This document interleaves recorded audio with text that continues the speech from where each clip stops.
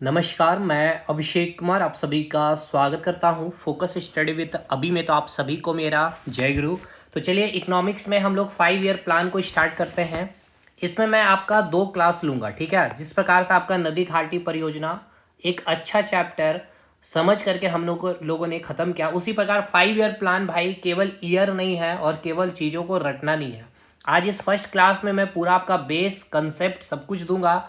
Second class में मैं आपका 5 ईयर प्लान, देखिए आज का क्लास सबसे मोस्ट इंपॉर्टेंट क्लास है। कल का क्लास अगर आप नहीं भी देखिएगा एप्लीकेशन में, और मैं ये पहला क्लास के बाद ही आपका मैं नोट्स अपलोड कर दूंगा। अभी तक आपने देखा मेरा रिकॉर्ड कि जब तक टॉपिक कंप्लीट नहीं होता तब तक मैं नोट्स अपलोड नहीं करता हूँ। लेकिन हाँ, आज का जब ये क्लास खत्म होगा मतलब मैं पूरा भरपूर इसमें जो कंसेप्ट देना है, जो समझना है वो मैं दूंगा। नेक्स्ट क्लास में केवल नोट्स को रीडिंग करना है, जो आप खुद से भी कर सकते हैं। और मैं आपको ऐसा नहीं कि वीडियो नहीं दूंगा, सेकंड क्लास का मैं दूंगा, लेकिन आप पहला क्लास देख के नोट्स पढ़ लेंगे, आपका ये चैप्टर कंप्लीट हो जाएगा, ठीक है। तो समझदारी पूर्वक चीज़ों को करिए, समझदार बनिए। रटने से मैं बार बार बोल रहा हूँ दूरी बनाइए। 5 ईयर प्लान क्या होता है समझिए। देखिए सबसे पहले चैप्टर, ये 5 ईयर प्लान ऐसा कुछ नहीं है भाई। चैप्टर का नाम है आर्थिक नियोजन, या इसे ही हम लोग कहते हैं इकोनॉमिक्स प्लानिंग। देखिए यही सबसे पहले आपका वर्ड है एक आर्थिक और एक वर्ड है आपका नियोजन। आर्थिक से बस आपको क्या माइंड में जाना चाहिए, पैसा, ठीक है, सीधा बात है भाई, पैसा। नियोजन मतलब क्या है, एक प्लानिंग, यानी आपके पास जो पैसा है उसको एक प्लान करके खर्च करना। जैसे कि आपको सैलरी मिलती है हर महीने, ठीक है ना। जस्ट एन एक एग्जांपल मैं रफ ले रहा हूँ कि 65,000 आपकी सैलरी है। तो इस 65,000 को क्या करते हैं, आप एक प्लान बनाते हैं, ठीक है ना। क्या करते हैं, इसका एक प्लानिंग करते हैं। प्लानिंग कैसे करते हैं कि सबसे पहले इसको कई भागों में आप बाइफरकेट कर देते हैं। चीज़ों को बिल्कुल समझिएगा। देखिए इकोनॉमिक्स में आप कुछ भी चीज़ें रट नहीं सकते बिना समझे हुए। तो अगर आपके पास सैलरी जो 65,000 आ रही है, तो इसको आपने क्या किया, एक प्लान वे में खर्च किया। सबसे पहले आपने 10,000, तो भाई सिंपल सा आपने राशन के लिए निकाल दिया, ठीक है। नेक्स्ट आपके भाई जो भी बच्चे वगैरह होंगे तो 4 से 5 हज़ार आपका एक बच्चे के ऊपर खर्च है महीना। तो इसके बाद फिर आपका जस्ट मैं एक एग्जांपल ले रहा हूँ कि घर के मरम्मत है या कुछ भी चीज़ें हैं, इधर आपके 10,000 है, बाहर इधर उधर घूमना फिरना जो भी खर्चे हैं। नेक्स्ट आपका इधर कुछ आपका सेविंग अकाउंट में जा रहा होगा पैसा, कि आपको कम से कम 10,000 हर महीने छोड़ने हैं अकाउंट में, और 10,000 का कम से कम आप SIP कर रहे होंगे म्यूचुअल फंड में, या कोई शेयर वगैरह कुछ भी चीज़ें कर रहे होंगे। तो ये आपका बाइफर्केशन, ये आपका एक प्लानिंग वे में चीज़ें चलती है, ठीक है। उसी प्रकार जब हम सरकार की बात करते हैं, भाई सरकार भी क्या करेगी, एक प्लान बनाएगी, तब जाकर के वो पैसे को खर्चा करेगी। लेकिन सबसे पहले तो आपको ये समझना होगा कि सरकार को ये पैसा या फिर ये सैलरी आ कहाँ से रही है। जैसे हम लोगों ने अपनी तो बात कर ली हमने तो अपनी बात कर ली सैलरी कि हमें सरकार दे रही है, या आप प्राइवेट जॉब कर रहे हैं तो आपको कंपनी प्रोवाइड कर रही है, और उसके बाद आप उस पैसे का क्या कर रहे हैं, प्लानिंग कर रहे हैं, ठीक है। ये आपका क्या चल रहा है, प्लानिंग सिस्टम चल रहा। लेकिन अब हम जब सरकार की बात कर रहे हैं तो सरकार को सैलरी कौन दे रहा, क्या भगवान आकर के दे रहा, नहीं। ये सरकार को सैलरी कौन दे रही है, तो आप और हम, यानी कि आम जनता, यानी भारत की जनता से ही इनको पैसे मिलता है। कैसे, तो सबसे पहला जो सोर्स है इनको टैक्स के थ्रू, ठीक है। लेकिन इसको अभी हम साइड रखते हैं। अब देखिए सरकार को मान लीजिए कि कोई भी एक रोड का निर्माण करना, ठीक है ना। अब रोड बनाने में मान के चलते हैं कम से कम 20 करोड़ का खर्च है। अब ये जो 20 करोड़ की जो हमने बात की, ये 20 करोड़ सरकार कहाँ से लाएगी। तो देखिए क्या करती है सरकार, कई सारे स्कीम, ठीक है ना। सरकार क्या करते हैं, कई सारे स्कीम को लॉन्च करते हैं। सरकार का कहना होता है कि भाई आप इस स्कीम में अगर आप 1000 लगाते हैं, ठीक है, और आप 1000 लगाएंगे तो इसके साथ में आपको एक बॉन्ड पेपर मिलेगा, और आपको कहा जाएगा कि इसका 7%, 8%, 9% आपको सालाना मिलेगा। यानी कि इसका 7% अगर सालाना करते हैं तो कितना हो गया, 1070 रुपया, है ना। तो साल में आपको 1070 रुपया, यानी कि ऐसे अगर 1000 करके ऐसा स्कीम अगर 100 लोग खरीद लिए तो कितना हो गया, 1000, 10,000, लाख, ठीक है। और मान लीजिए कम से कम बहुत सारे जनता खरीदेगी, 1000, 2000 जनता खरीद लिए हैं, तो भाई सरकार के पास क्या आ गया, पैसा आ गया। बदले में सरकार क्या कर रही है, इनको 8% का इंटरेस्ट सालाना देगी। अब समझिएगा सरकार को मिला कितना, मान के चलिए कि एक बंदे से सरकार को मिला है 1000 रुपया, लेकिन इसको 1 साल के बाद अगर 8% का इंटरेस्ट सरकार देगी तो इसको कितना देना पड़ेगा। देखिए 1000 कितना हो गया, 100% हो गया, मैथ में आ रहा हूँ। ये आपका 100 कितना हो गया, 10% हो गया, और 1% कितना हो गया, 10 रुपया हो गया। तो अगर हम 8% की बात करें तो कितना हो गया, 80 रुपया। यानी सरकार को 1 साल के बाद कितना देना होगा, 1080 रुपया। यानी सरकार के पास तो 1000 आई, लेकिन ये 80 रुपया एक्स्ट्रा सरकार को देना है, एक जनता यानी एक आदमी को। इस प्रकार से सरकार ने, मान के चलिए 1000 जनता ने सरकार का ये बॉन्ड पेपर खरीद लिया। भाई सिंपल सी बात है, अगर मुझे सरकार 8% दे रही है सालाना, तो मैं 1000, मैं तो जस्ट एग्जांपल दे, मैं हो सकता हूं कि 10,000 का स्कीम में लगा दूं सरकार के इस स्कीम में। और भाई इसमें भरोसा भी है, सरकार पूरी भरोसा लेगी कि आपका एक भी पैसा डूबेगा नहीं। हाँ, तो हमें तो भाई प्रॉफिट ही प्रॉफिट है। तो अब ये सरकार ये 80 रुपया एक्स्ट्रा कहां से लाएगी, तो समझिएगा, सरकार ने 20 करोड़ आपसे ले लिया स्कीम के माध्यम से। अब सरकार ने क्या किया, इस 20 करोड़ से 6 महीने के अंदर ही क्या कर लिया, रोड को बना दिया। बहुत ही शानदार रोड सरकार ने बना दी है। अब इस सरकार ने क्या किया, इस रोड में एक टोल प्लाजा लगा दिया, ठीक है ना, शानदार एक टोल प्लाजा बनाकर लगा दिया। अब जितनी भी गाड़ी यहाँ से क्रॉस कर रही है, 100 रुपया 150 रुपया, वो अकॉर्डिंग टू जो रूल है आपको क्या करना है, टोल प्लाजा को पैसा देना है। तो देखिए सरकार का यहाँ से क्या हो गया, अब इनकम हो गया। समझ में आया। अब ये जो इनकम हुआ, ये जो प्रॉफिट हो रहा, अब इस प्रॉफिट से ही हर एक जनता को 80 रुपया हो सकता है, 800 रुपया निकाल के सरकार हर साल देते जाएगी। तो इससे क्या हुआ, सरकार ने रोड का निर्माण भी कर लिया, देश का निर्माण हो रहा, विकास हो रहा है, जनता को भी खुशी हो रही है कि सरकार काम कर रही है, और सरकार आपका पैसा ले करके आपके लिए ही आपका काम कर दे रही है, और बदले आपको इंटरेस्ट भी दे रही है। तो जनता हर तरफ से खुश है। तो ये आपका एक ढांचा है, इस प्रकार से चीजें काम करती है, ठीक है ना। तो सरकार के पास कोई भगवान नहीं आते हैं, या इनके पास कोई ऐसा नहीं है गाछ वृक्ष है पैसा का, वो हमारे पैसा से ही बस एक स्कीम या प्लान करके चीजों को क्या करते हैं, एग्जीक्यूट करते हैं। तो चलिए भाई, ये तो हो गया आपका थोड़ा सा कंसेप्ट यहाँ पे। अब हम लोग आगे बात करते हैं, आर्थिक नियोजन चैप्टर में आगे बढ़ते हैं। तो इसी प्रकार ये आपको मैंने एक रोड का एग्जांपल दिया। तो अब इसी प्रकार देश को विकास कराना है। देखिए भारत जब आजाद हो रहा है 1947 में, तो भारत की स्थिति आपको पता है कि भारत तो की ऐसी स्थिति आ गई थी, जब 1960 1962 की बात करेंगे हम लोग इसी 5 ईयर प्लान में भी, कि भारत पाकिस्तान के साथ वार हुआ, भारत चाइना के साथ वार हुआ, भारत में अकाल की स्थिति पड़ गई कि भारत के लोग भूखे मर रहे थे। और भारत के लोग भूखे मर रहे थे, तो हम विदेश से हम भीख मांग रहे हैं, भीख दूसरे देश हमें भीख दे रहे हैं, अनाज, समझ रहे, ऐसी स्थिति थी भारत की। तो भाई भारत सरकार भी सोची कि हमें भी, कि यानी कि हमारे पास जो संसाधन है, यानी कि भारत के पास जो संसाधन है, इस संसाधन का एक नियमित रूप से, ठीक है ना, एक सुचारू रूप से अगर हम प्रायोरिटी, ठीक है ना, प्रायोरिटी का मतलब कि देश की क्या सबसे मुख्य प्रायोरिटी है। तो भाई सबसे पहला प्रायोरिटी क्या है, हमारा पेट, यानी हमारा भूख मिटाना। इसीलिए सबसे पहले सरकार क्या करेगी कि भारत सरकार के पास जो संसाधन है, उस संसाधन का एक नियमित रूप से, और जो चीज की प्रायोरिटी है सबसे पहले देश की, उसको क्या करना है, हमें फुलफिल करना है, इस संसाधन का सही तरीके से यूटिलाइज करके। तो इसको सही तरीके से यूटिलाइज क्या करेंगे, एक प्रॉपर स्ट्रैटेजी, तैयारी आप करते हैं कि स्ट्रैटेजी, तो उसी प्रकार सरकार के पास भी क्या होना चाहिए, एक प्लान होना चाहिए, एक प्लानिंग होना चाहिए। कंसेप्ट समझ में आया। तो आर्थिक नियोजन, अब आप समझ में आ रहा होगा कि सरकार की ये जो आर्थिक नियोजन या 5-5 साल में अब क्या करेगी, सरकार देख रही है कि भाई अभी हम आजाद हुए हैं, और आजाद होने के बाद सबसे पहले लोगों को क्या करना, पेट भरना है, ठीक है ना। तो सबसे पहले सरकार एक प्लानिंग करेगी 5 ईयर की, 5 साल की प्लानिंग बनाएगी, कि उसमें सबसे पहले हम लोग क्या करेंगे, एग्रीकल्चर में यानी कृषि में पूरा फोकस करेंगे, बहुत सारे सिंचाई परियोजना इस्तेमाल करेंगे, स्टार्ट करेंगे, और बहुत ही शानदार वे में कृषि जगत में क्रांतिकारी लाएंगे, ताकि हर एक जनता का सबसे पहले पेट भरा जाए। ये पहली प्रायोरिटी है। तो जो संसाधन है हमारे पास, उसको सही तरीके से यूटिलाइज करेंगे एक प्लान करके। क्लियर है। तो 5-5 साल में, अब जैसे 5 साल हमने प्लानिंग किया एग्रीकल्चर में, हमने काफी ज्यादा विकास कर लिया, फिर हम दूसरे साल क्या करेंगे, सेकेंड 5 साल का जो प्लानिंग चलेगा, इस 5 साल में हम पेट तो भर रहे भाई, अब हमें कुछ रोजगार भी तो चाहिए। तो अब हमने क्या किया, इंडस्ट्री के ऊपर पूरा ध्यान दिया, बहुत सारे बड़े बड़े फैक्ट्री लगाए जिससे रोजगार मिल गया। फिर तीसरे 5 ईयर प्लान में 5 साल पे हमने क्या फोकस किया, एग्रीकल्चर और इंडस्ट्री दोनों को जोड़ करके। इस तरह से प्लान कर करके देश एक विकास बनता है, या भारत में जो 5 ईयर प्लान हम लोग जो पढ़ते हैं, इस प्रकार से चीजें चलती है। ठीक है। अब तो ये हो गया भाई आर्थिक नियोजन। अब इससे पहले भी कुछ चीजें हैं, उसको समझिए पहले। देखिए हमारे अच्छा, इस मतलब कि बात किया जाए कि जो विचारधारा की हम बात करते हैं, ठीक है ना, विचारधारा यानी कि थॉट प्रोसेस की बात करते हैं, तो दो प्रकार की विचारधारा है, ठीक है ना, दो प्रकार की विचारधारा है इस देश में यानी कि इस दुनिया में। एक है आपका, समझिएगा भाई, पूंजीवादी विचारधारा के लोग होंगे एक, ठीक है, यानी देश एक होगा पूंजीवादी देश होगा और एक आपका समाजवादी देश होगा।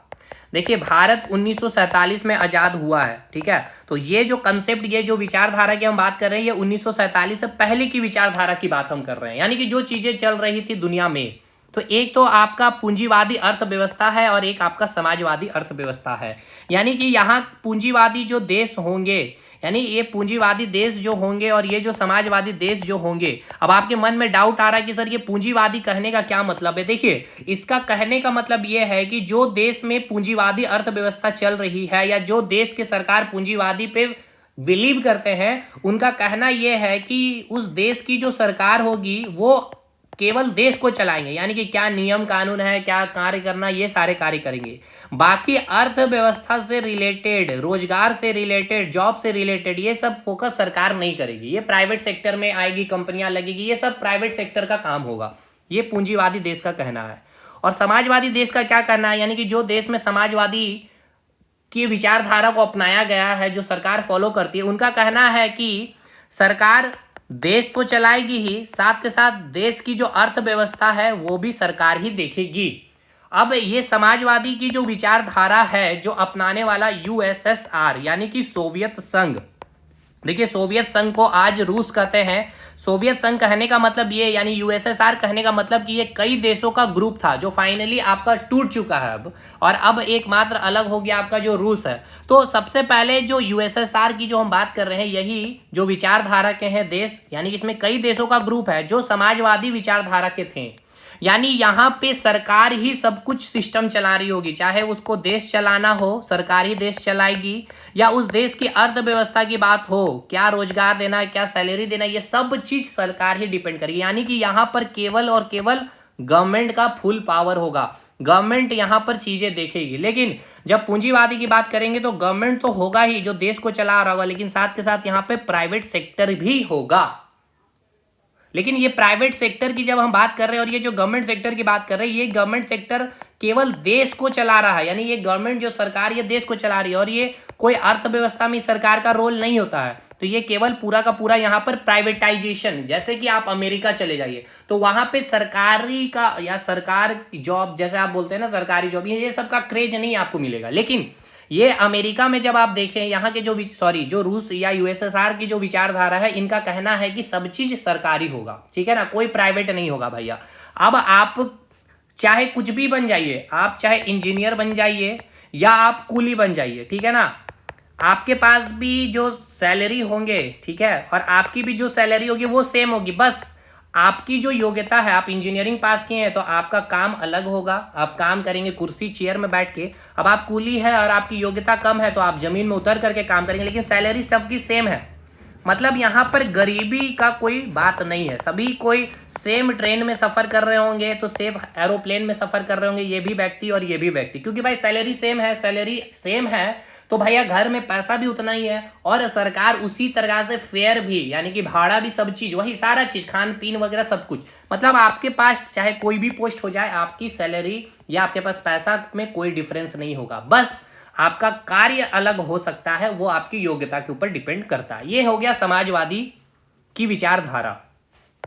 अब देखिए 1939 की बात है, जो सेकेंड वर्ल्ड वॉर जो आपका यहां से स्टार्ट भी होता है, तो यहां पर क्या देखा गया, ये 1939 की जो घटना हुई आपकी, ये पूरे देश में, सॉरी 1939 नहीं था, ये 1929 वाला समय था आपका, 1929 से लेकर के 1930 तक। ये जो समय आप देख रहे हैं ना, इस समय में पूरा विश्व जो है आपका आर्थिक संकट से जूझ रहा था, ठीक है ना, किससे जूझ रहा था, आर्थिक संकट, यानी कि पूरा देश में मंदी छाया हुआ था। लेकिन जो समाजवादी विचारधारा, जो यूएसएसआर सोवियत संघ की हम बात कर रहे हैं, यहां पर ऐसा कोई आर्थिक संकट नहीं आया, क्योंकि यहां पर समाजवादी विचारधारा था। यानी कि यहाँ पे जो थी सरकार प्लानिंग करके काम कर रही थी, यानी कि ये जो आपकी इकोनॉमिक प्लानिंग जो आप देख रहे हैं ना, ये समाजवादी विचारधारा का ही या फिर समाजवादी विचारधारा का ही कंसेप्ट है।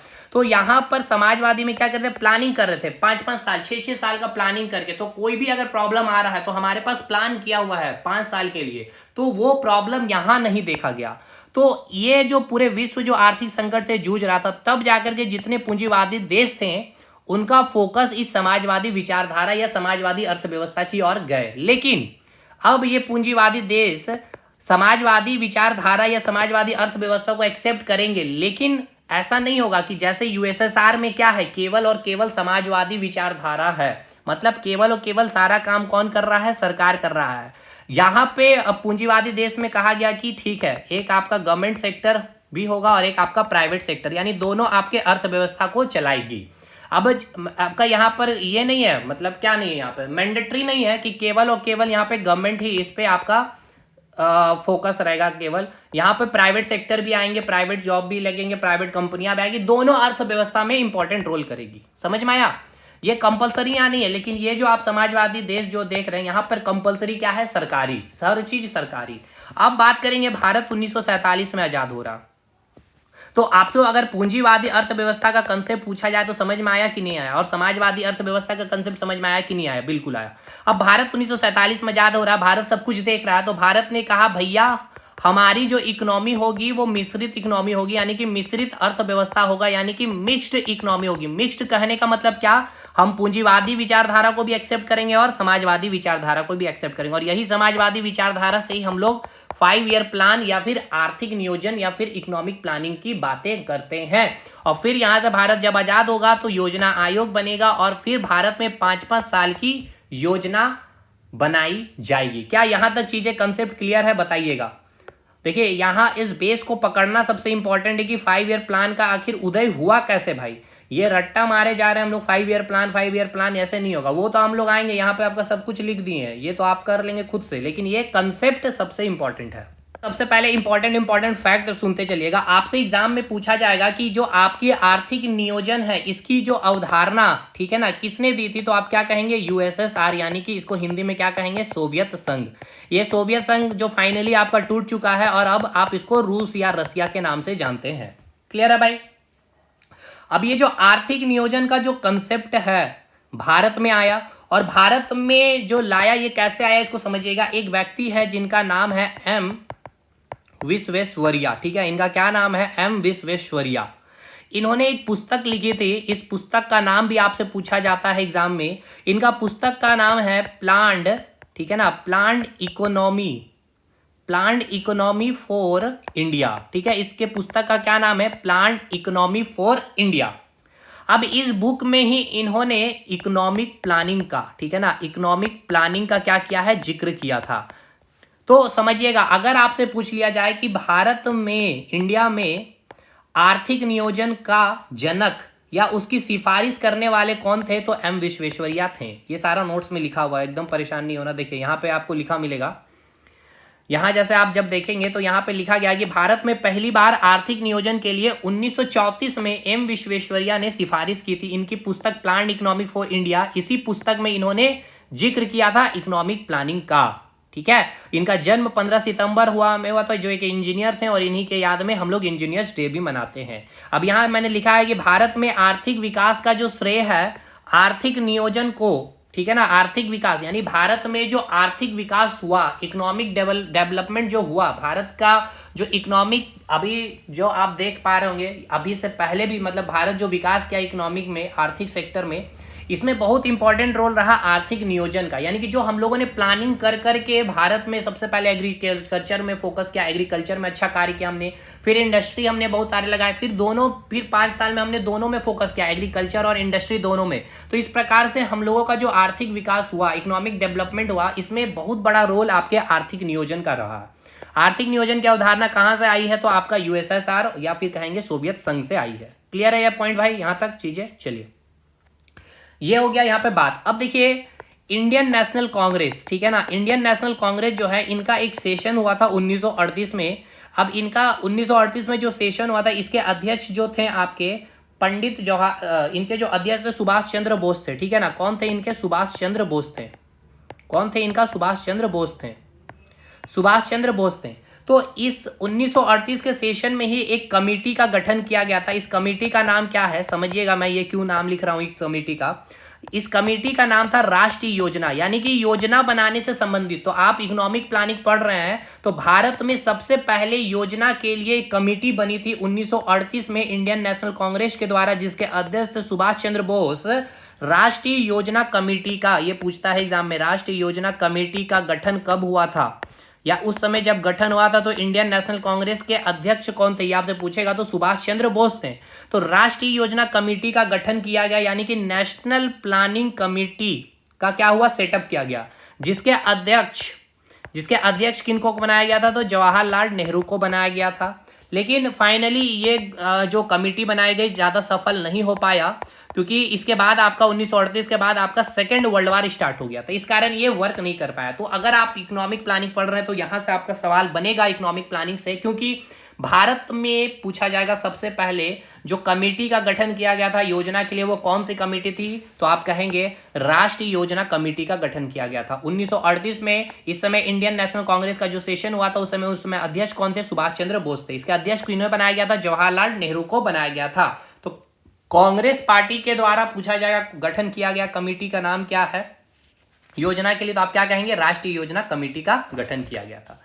ठीक है, ये फेल हो गया। अब भाई ये जब फेल हो गया, इसके बाद बॉम्बे प्लान आपने सुना होगा, ठीक है ना, बॉम्बे प्लान के नाम से आपने सुना भी होगा। तो कुछ उद्योगपति मिल करके, ठीक है ना, कुछ उद्योगपति मिल करके, ये आपका ईयर याद रखना है 1943-44 का टाइम है, ठीक है ना, 1943-44 के समय में कुछ उद्योगपति मिल करके, ठीक है ना, कुछ उद्योगपति मिल करके प्लान किया, ठीक है ना। अब ये प्लान क्या किया कि किस प्रकार से बम्बई को, ठीक है ना, डेवलप किया जाए। भाई देखिए, इंडिया का भी डेवलपमेंट होगा, अगर भारत का कोई राज्य अगर विकसित हो रहा है या डेवलप कर रहा है, इंडस्ट्रियां लग रही है, रोजगार उत्पन्न कर रही है, तो सिंपल सी बात है वहां की जीडीपी अच्छी खासी ग्रोथ कर रही है, टैक्सेस ज्यादा वहां पर पे किए जा रहे हैं, तो सिंपल सी बात है भारत भी आगे जा रहा है। तो बम्बई प्लान बहुत इंपॉर्टेंट है, पूछा जाता है, ये ईयर याद रखिएगा 1943 और 44 ये आपका टाइम पीरियड होता है।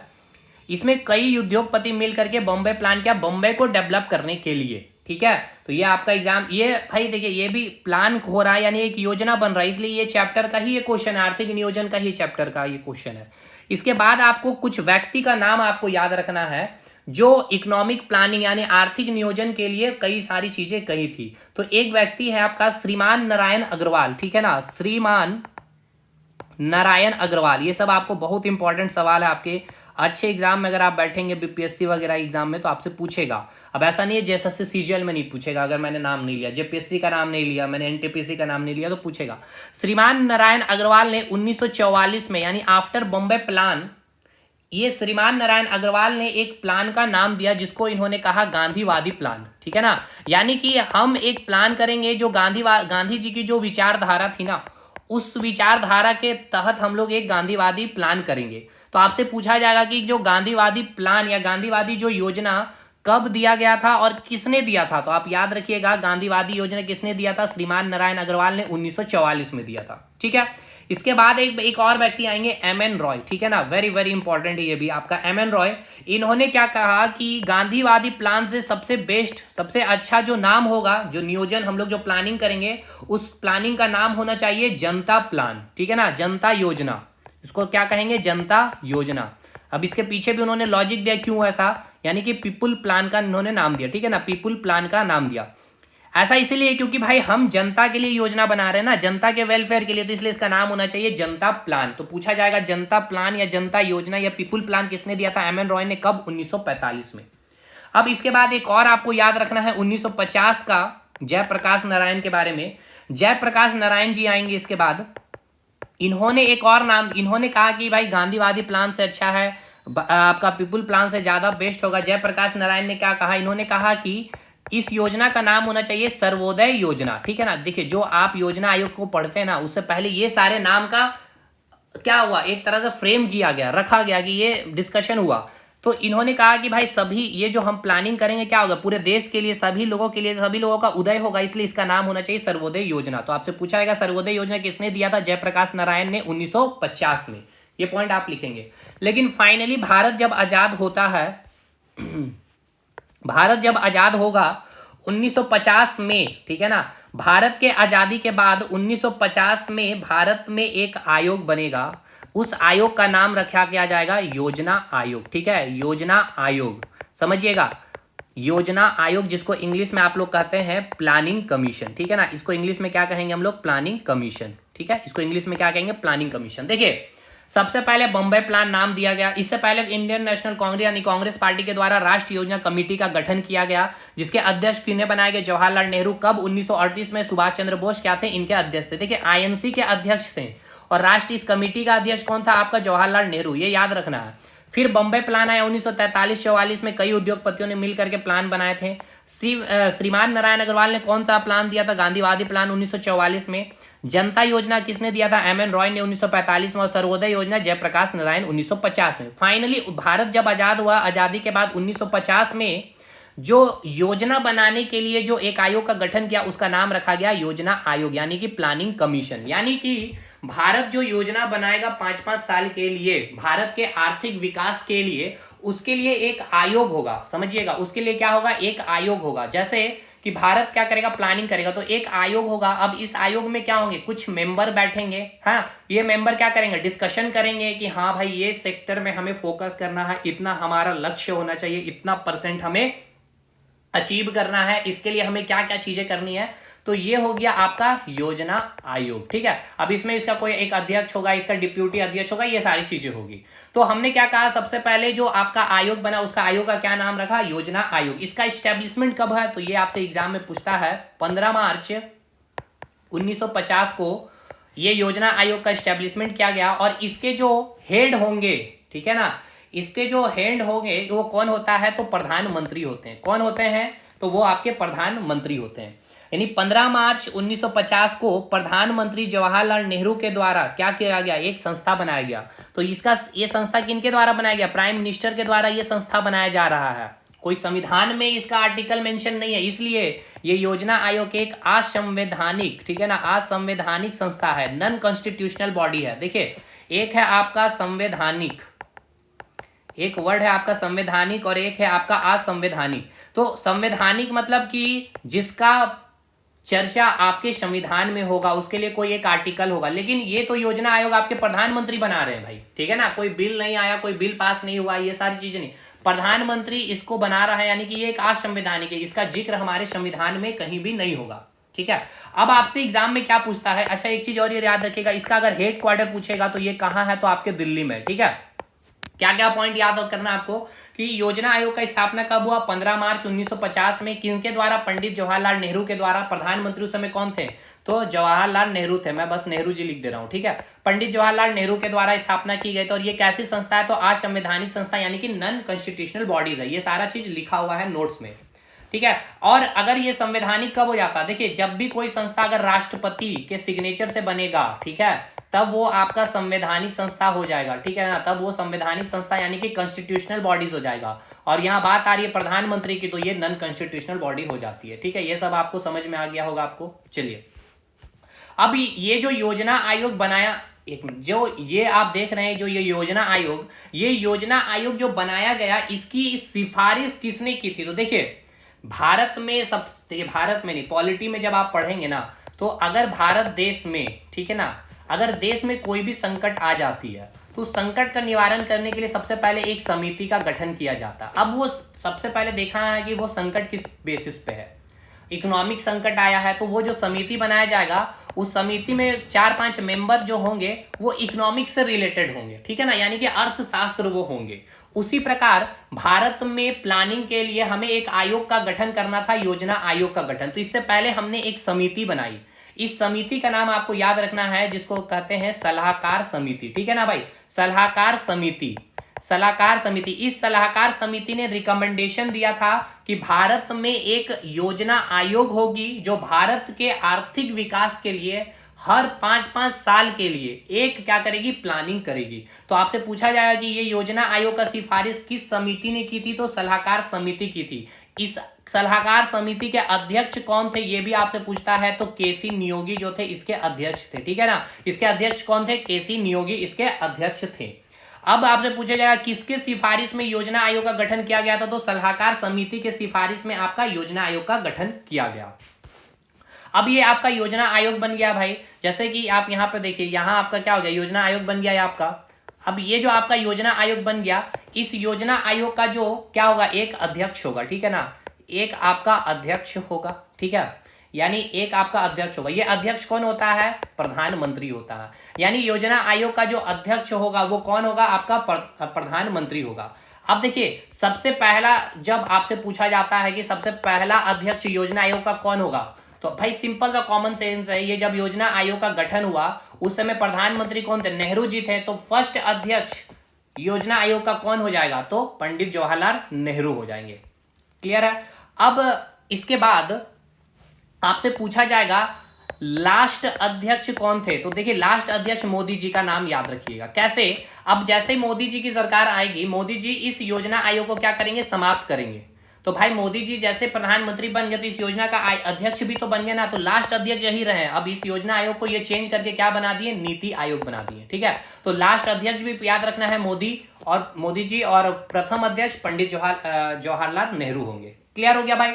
इसके बाद एक तो आपका अध्यक्ष हो गया, उसके बाद एक होता है आपका डिप्यूटी चेयरमैन, ठीक है ना, इसको हम लोग कहते हैं उपाध्यक्ष, डिप्यूटी चेयरमैन। तो आपसे पूछा जाएगा फर्स्ट डिप्यूटी चेयरमैन कौन था, तो गुलजारी लाल नंदा था, ठीक है ना, कौन था, गुलजारी लाल नंदा। ये सब चीज लिखा हुआ इसलिए मैं इतना नहीं लिख रहा हूं, गुलजारी लाल नंदा, ठीक है।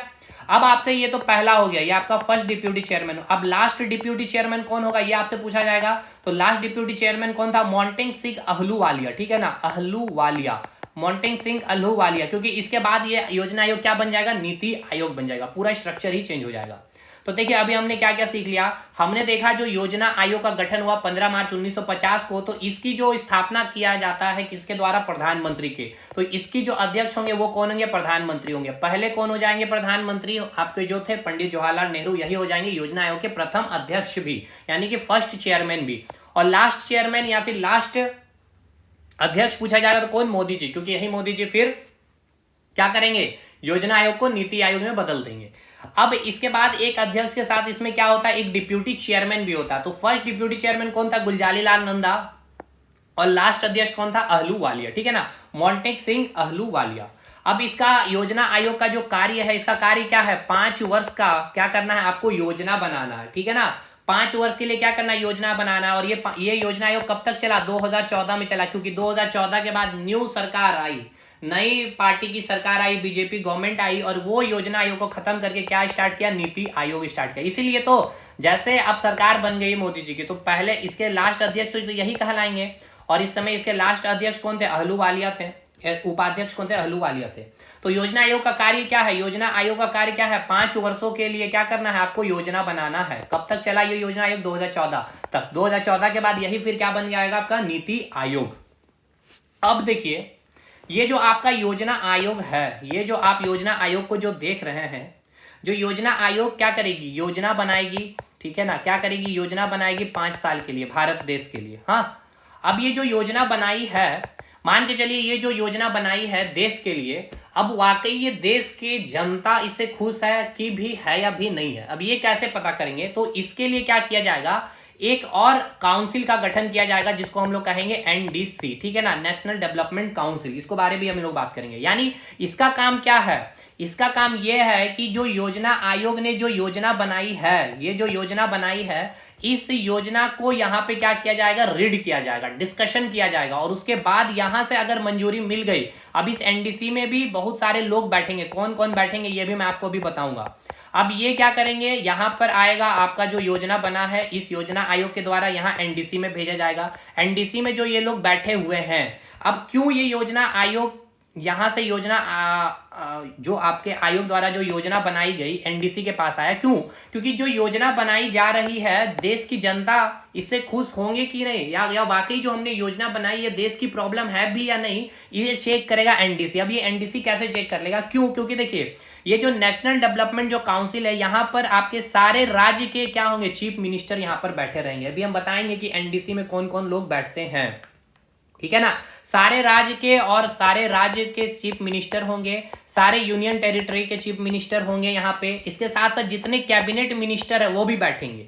तो देखिए राज्य के रिप्रेजेंटेटिव यूनियन टेरिटरी के रिप्रेजेंटेटिव और जो चुन करके आए हैं यूनियन कैबिनेट मिनिस्टर, जनता के द्वारा ही चुने हैं ना भाई।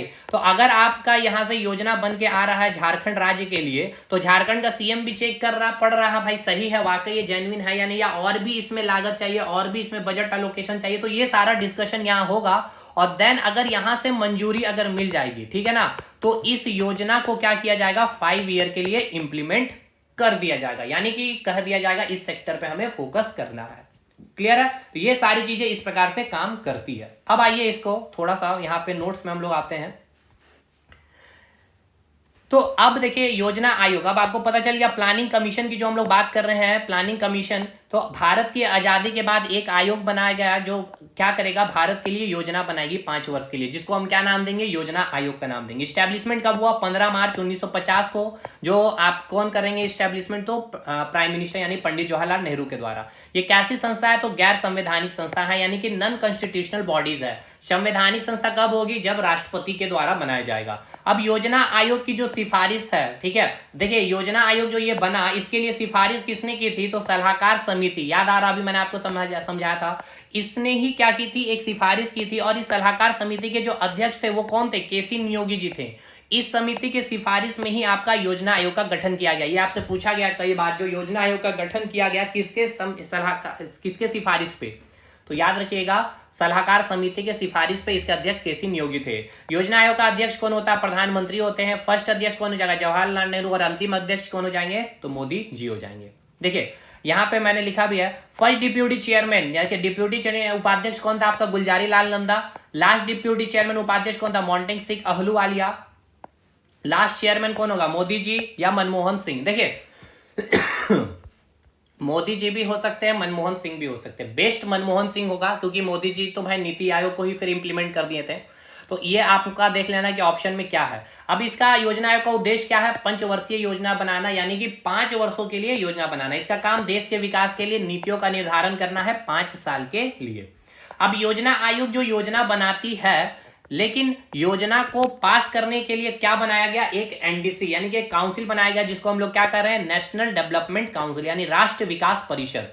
अब इस यहां से भी देखिए क्या क्या फैक्ट जो याद रखना है। इसकी स्टैब्लिशमेंट कब हुई, 6 अगस्त 1952 में पंडित जवाहरलाल नेहरू के द्वारा, ठीक है।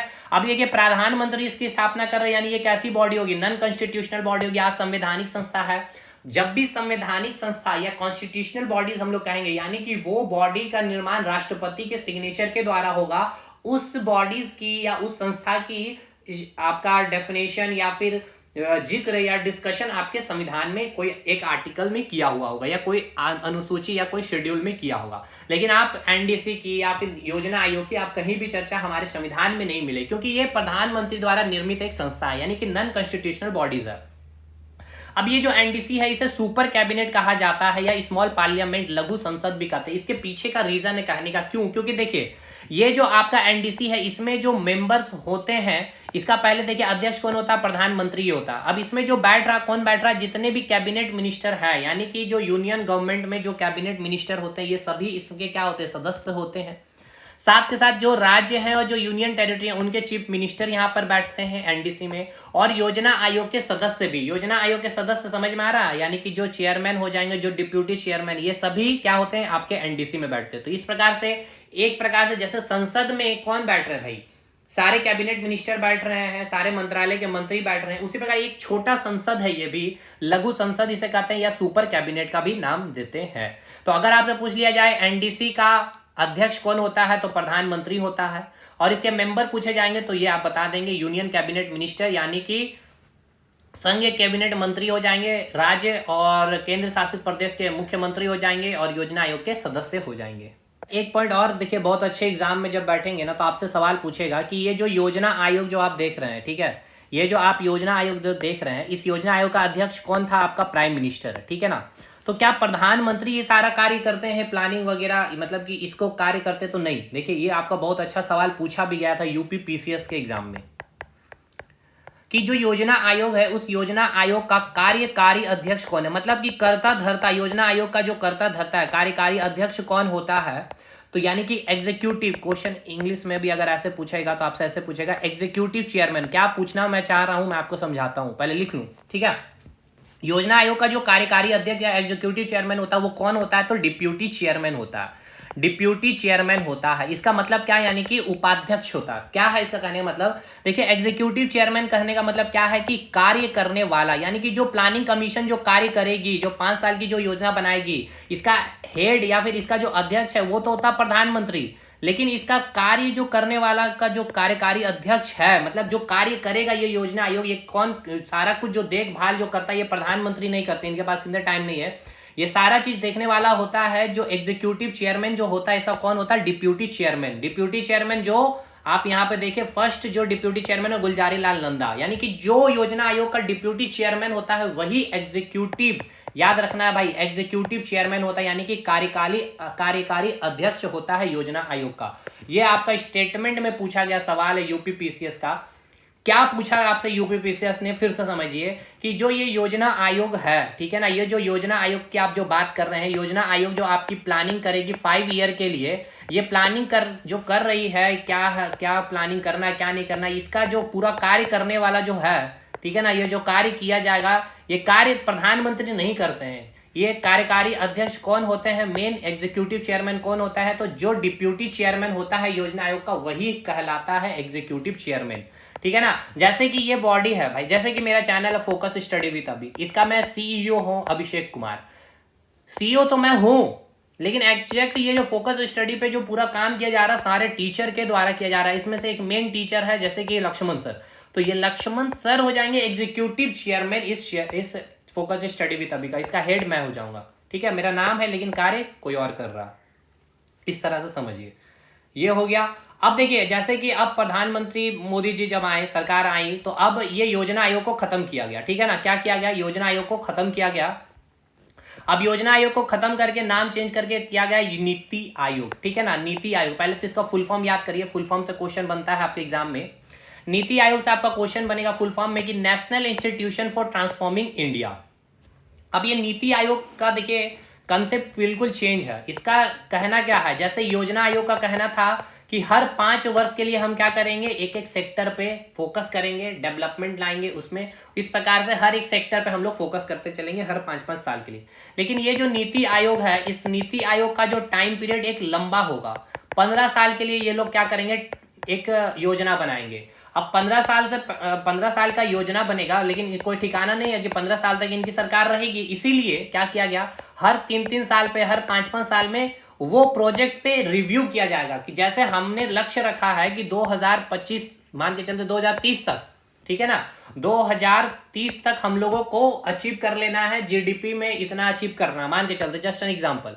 तो इसका रिव्यू हर साल किया जाएगा कि हमने इस जो टारगेट के जो रखी है, जो भी हमारा टारगेट है उसके अकॉर्डिंग हमारा कार्य हो भी रहा है या नहीं, ये सारा क्या किया जाता है, ये सारा चीज मॉनिटरिंग किया जाता है, ठीक है, इस नीति आयोग, यानी कि एक लंबा प्लानिंग होगा ये नीति आयोग का, ये छोटा मोटा 5-5 साल के लिए नहीं करेंगे, 15 साल, 20 साल, 30 साल, 50 साल। आप सुनते भी है कि भारत को मुक्त कर दिया जाएगा मलेरिया से, या फिर भारत की जो अर्थव्यवस्था इतना 2070 तक पूरे लोगों के पास अपना मकान होगा, तो इनका एक लंबा टेन्योर परियोजना चलता है, ठीक है ना, मान नहीं भी पूरा कर पाए तब तक हमारी सरकार भी नहीं थी। देखिए इसका फायदा ये भी है, देखिए हर एक चीज का सकारात्मक और नकारात्मक पहलू है, लेकिन हाँ इसमें यह है कि हर 2 साल 3 साल में उस प्रोजेक्ट पे रिव्यू किया जाएगा, कार्य क्या चल रहा है, कितना हमने अचीव किया, जो हमारा टारगेट है उस पर हम कितना पीछे हैं, उस लेवल के अकॉर्डिंग हमारा ग्राफ चल रहा है कि नहीं, ये सारी चीजें देखी जाती है। तो देखिए नीति आयोग की जो एस्टेब्लिशमेंट हुई, इसकी जो घोषणा की गई थी, मोदी जी ने की थी 15 अगस्त 2014 को, इसकी घोषणा हुई 15 अगस्त 2014 को, समझिएगा। लेकिन अभी घोषणा हुई है 15 अगस्त 2014 को, अभी आपका योजना आयोग ही चल रहा है, इसीलिए मैंने कहा था योजना आयोग का लास्ट अध्यक्ष अभी कौन बनेगा, आपका मोदी जी ही बनेंगे। अब इसको फिर फाइनली इसका गठन कब हुआ, 1 जनवरी 2015 को, ठीक है। तो ये याद रखना, आपसे पूछेगा एग्जाम में कि जो नीति आयोग है इसकी स्थापना कब की गई थी, तो याद रखना है आपको 15 अगस्त 2014 को की गई थी, इसकी घोषणा हुई थी 15 अगस्त 2014 को, और इसकी स्थापना कब हुई, 1 जनवरी 2015 में। चलिए आगे बढ़ते हैं। अब जो नीति आयोग का जो अध्यक्ष होगा वो कौन होगा, प्रधानमंत्री होगा। इट मीन ये भी क्या है, एक नॉन कॉन्स्टिट्यूशनल बॉडी होगा, ठीक है। इसका अध्यक्ष कौन होंगे, प्रधानमंत्री होंगे। अब इसके प्रथम अध्यक्ष कौन होंगे, मोदी जी होंगे। अभी भी कौन है, तो प्रधानमंत्री नरेंद्र मोदी है, तो वो भी वही है अभी इनके अध्यक्ष। फर्स्ट डिप्यूटी चेयरमैन अगर आपसे पूछ लिया जाएगा तो कौन है, अरविंद पनगड़िया, ठीक है ना। फर्स्ट अगर डिप्यूटी चेयरमैन अगर आपसे पूछ लिया जाएगा तो कौन है, आपका अरविंद पनगड़िया है, ठीक है। सेकंड डिप्यूटी चेयरमैन उपाध्यक्ष का नाम आपसे पूछा जाएगा तो कौन है, राजीव कुमार है। याद करना आपको, नीति आयोग का गठन कब किया गया, 1 जनवरी 2005 को। घोषणा कब हुई, 15 अगस्त 2014 को। इसके अध्यक्ष कौन होते हैं, प्रधानमंत्री होते हैं। प्रथम अध्यक्ष कौन होंगे, प्रधानमंत्री मोदी ही होंगे। फर्स्ट डिप्यूटी चेयरमैन कौन होगा, तो अरविंद पनगड़िया। देखिए डिप्यूटी चेयरमैन का मतलब समझ में आ रहा है ना, योजना आयोग से कोरिलेट करिए। योजना आयोग का एग्जीक्यूटिव ये क्या होगा, चेयरमैन होगा। समझ में आ रहा है, जो कार्यकारी अध्यक्ष कहलाएगा। सेकंड डिप्यूटी चेयरमैन पूछा जाएगा तो राजीव कुमार। देखिए अभी प्रेजेंट में अगर आपसे पूछ लिया जाए करंट अफेयर के केस में, इसको नोट करिएगा, ये आप अपने से नोट्स में, प्रेजेंट में जो अभी डिप्यूटी चेयरमैन है आपका, ठीक है ना, प्रेजेंट में जो डिप्यूटी चेयरमैन है उनका नाम क्या है, उनका नाम सुमन नाम है उनका, ठीक है ना, सुमन बेरी ऐसे करके ही कुछ नाम है, ठीक है, मैच कर लीजिएगा करंट अफेयर से। सुमन बेरी, ठीक है ना, इसके अध्यक्ष है प्रेजेंट में। और इसके सीईओ, देखिए अब नीति पहली बार सीईओ का कंसेप्ट आ रहा है यहाँ पे प्लानिंग कमीशन में। तो फर्स्ट सीईओ कौन बने, सिंधु श्री खुल्लर साहब। और सेकंड सीईओ कौन बने, अमिताभ कांत। टोटल 4 सीईओ बन चुके हैं अभी तक, ठीक है ना। 4th नंबर में जो अभी सीईओ बने हुए हैं, देखिए कैप्सूल 1 से अब क्या डिफरेंट कंटेंट होता है अब आपको समझ में आ रहा होगा। ये है आपके BVR सुब्रमण्यम, ठीक है ना, सुब्रमण्यम, ठीक है, ये याद कर लीजिएगा, BVR सुब्रमण्यम।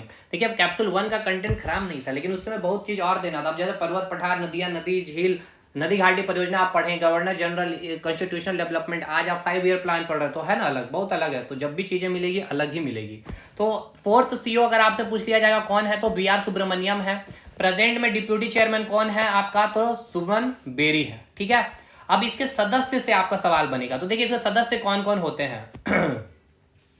इसमें जो सदस्य होते हैं 4 मंत्रालय के मंत्री होते हैं, ठीक है ना, 4 मिनिस्ट्री मिनिस्टर होते हैं, यानी कि 4 मंत्रालय के मंत्री होते हैं। एक आपका होम मिनिस्टर से जो मंत्री है वो होंगे, फाइनेंस मिनिस्टर होंगे, डिफेंस मिनिस्टर होंगे और एग्रीकल्चर मिनिस्टर। यानी कि होम मिनिस्ट्री से जो मंत्री हैं, यानी होम मिनिस्ट्री के मिनिस्टर होंगे, फाइनेंस मिनिस्ट्री के मिनिस्टर होंगे, डिफेंस मिनिस्ट्री के मिनिस्टर होंगे और एग्रीकल्चर मिनिस्ट्री के मिनिस्टर होते हैं इसमें।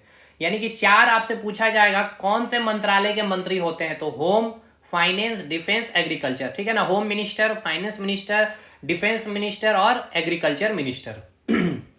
इसके साथ साथ इस नीति आयोग के मेंबर में आपके जितने राज्य हैं और जितने यूनियन टेरिटरी हैं उसके सीएम भी होंगे। देखिए पिछले बार जो आप योजना आयोग अभी जो पढ़े हैं आपने, उसमें मैंने क्या बताया, उसके अध्यक्ष होते हैं, उसमें एक डिप्यूटी चेयरमैन होता है, यही पढ़े। और वो जो योजना बनाई, उसके योजना को स्टडी करने के लिए एक एनडीसी होगी। उस एनडीसी में आपको बताया कि वो चेयरमैन और डिप्यूटी चेयरमैन जो योजना आयोग के अध्यक्ष और उपाध्यक्ष वो तो होंगे इसके मेंबर एनडीसी के, साथ ही साथ राज्य और यूनियन टेरिटरी के चीफ मिनिस्टर भी होंगे, ये भी बताया था। और जितने कैबिनेट मंत्री है वो भी एनडीसी के सदस्य होंगे। लेकिन यहां पे क्या किया गया, जो आपका नीति आयोग है उसके ही सदस्य में राज्य और यूटी के चीफ मिनिस्टर को ऐड कर दिया गया। इसीलिए एनडीसी को अब आप नहीं पढ़ते हैं, अब एनडीसी को खत्म कर दिया गया है, क्योंकि अब एनडीसी की जरूरत ही नहीं है, क्योंकि एनडीसी का जो सदस्य है उसको नीति आयोग में ही शामिल कर दिया गया है। यानी कि जो भी अब योजना बनेगी यहाँ पे राज्य और यूनियन टेरिटरी के सीएम भी रहेंगे उस डिस्कशन में। इसीलिए अब एनडीसी का कोई काम है नहीं, इसलिए एनडीसी को हटा दिया गया। अब इसमें आपको 3 फुल टाइम मेंबर आपको देखने को मिलेंगे, ठीक है ना, 3 नहीं 4 होते हैं वैसे, जो मैंने पढ़ाया था पिछले बार 3 बोला था, अब 4 इसको कर लीजिएगा, ठीक है ना। कितने होते हैं, तो 4 होते हैं, 4 फुल टाइम मेंबर होंगे, ठीक है। कितने होते हैं, 4 फुल टाइम मेंबर होते हैं। ये किसी पॉलिटिकल पार्टी से नहीं होंगे, याद रखना है, ये आपके कोई भी पॉलिटिकल पार्टी से नहीं होंगे। टोटल 4 आपके फुल टाइम मेंबर होते हैं। एक है वीके सारस्वत जो डिफेंस एक्सपर्ट है, एग्रीकल्चर के एक्सपर्ट रमेश चंद है, विनोद पोल जो है आपके हेल्थ एक्सपर्ट होते हैं, और एक व्यक्ति का नाम आप लिख लीजिएगा, अरविंद नाम था उनका, अरविंद विरमानी, ठीक है ना, अरविंद विरमानी जो इकोनॉमिक एक्सपर्ट है, ठीक है ना, इकोनॉमी एक्सपर्ट है ये।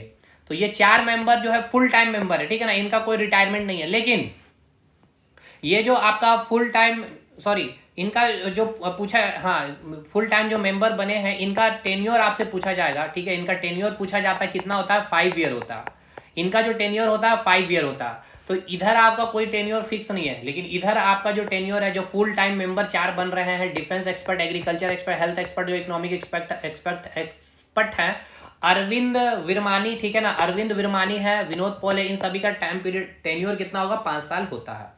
अब ये जो नीति आयोग जो आप देख रहे हैं ये किसके अधीन कार्य करेगी, ये भी आपके एग्जाम का सवाल पूछा जाता है, ठीक है ना। ये जो आप नीति आयोग को जो देख रहे हैं ये जो आप नीति आयोग की बात कर रहे हैं, ये बहुत अच्छा सवाल पूछा गया भाई। ये सब कैप्सूल 1 में हम नहीं करा पाए। तो नीति आयोग किस मंत्रालय के अधीन काम करेगा? तो याद रखिएगा मिनिस्ट्री ऑफ प्लानिंग का, ठीक है ना, ministry of planning, ministry of planning के अधीन काम करेगी। यानी हिंदी में इसे क्या कहेंगे? योजना मंत्रालय, योजना मंत्रालय के अधीन काम करती है, ठीक है। तो ये भी आपको याद रखना है, जो नीति आयोग है किस मंत्रालय के अधीन काम करेगी? तो याद रखना है मिनिस्ट्री ऑफ प्लानिंग के तहत। इनका एक बड़ा रोड मैप होता है 15 साल 20 साल 25 साल का, ठीक है ना, और हर 5 साल 6 7 साल में ये क्या करते हैं? उनको रिव्यू करते हैं। अब इसका भी काम क्या है नीति आयोग का? देश के विकास के लिए क्या करेगी? प्लानिंग करेगी। जो प्रायोरिटी देखी जाएगी कि देश की जो नीड है, अभी डिजिटल से रिलेटेड है, डिजिटल रिलेटेड काम, तो वो सारी चीजों पे प्रायोरिटी बेस पे क्या करेगी? यहाँ पे योजना बनाई जाएगी और उस पर काम किया जाएगा। नए नए एडवांस जो टेक्नोलॉजी है अभी जरूरी है, उस पर फोकस करना। तो अभी जो लेटेस्ट प्रायोरिटी के बेसिस पे ही ये लोग प्लानिंग करेगी, नीति आयोग भी। समझ में आया ना? यानी एक तो ये लंबा टेन्योर का इनका टाइम पीरियड रोड मैप चलेगा, 15 साल 20 साल 25 साल की ये योजना पे काम करेंगे। लेकिन इसको हर 2 3 3 4 5 6 7 साल पे क्या करेंगे? रिव्यू करेंगे। देश के विकास के लिए काम किया जाएगा, मेन नीति आयोग का यही काम है। उसको प्रोग्राम जो भी बनाएंगे उसको मॉनिटरिंग करेंगे ये लोग। जो भी टेक्नोलॉजी जो हमें अपनानी है वो सारी चीजों पे ये लोग ध्यान करेंगे। क्लियर है भाई? तो ये पूरा आपका नीति आयोग कंसेप्ट क्लियर है। अब यहां से अब हम लोग आगे बढ़ेंगे। 5 ईयर प्लान अब यहां से स्टार्ट होगा कि भारत में जब योजना आयोग का गठन किया गया, पंचवर्षीय योजना, जो आपका आप जो योजना आयोग की आप बात कर रहे थे, जो 1950 15 मार्च में बना, तो फर्स्ट 5 ईयर या 5 ईयर प्लान 5 साल के लिए जो बन के आ रही है 1 अप्रैल 1951 से देखिए 5 साल 56 तक चलेगी। बाकी आगे का इसका डिस्कशन हम लोग नेक्स्ट क्लास में पूरा खत्म कर लेंगे। बाकी यहाँ पे करना कुछ है, जैसे कि देखिए मैं एक समझा देता हूँ। फर्स्ट 5 ईयर प्लान में देखिए, फर्स्ट 5 ईयर प्लान में जो उस समय प्रधानमंत्री कौन थे पूछेगा आपसे, हर 5 ईयर प्लान में कौन था? तो पंडित जवाहरलाल नेहरू था।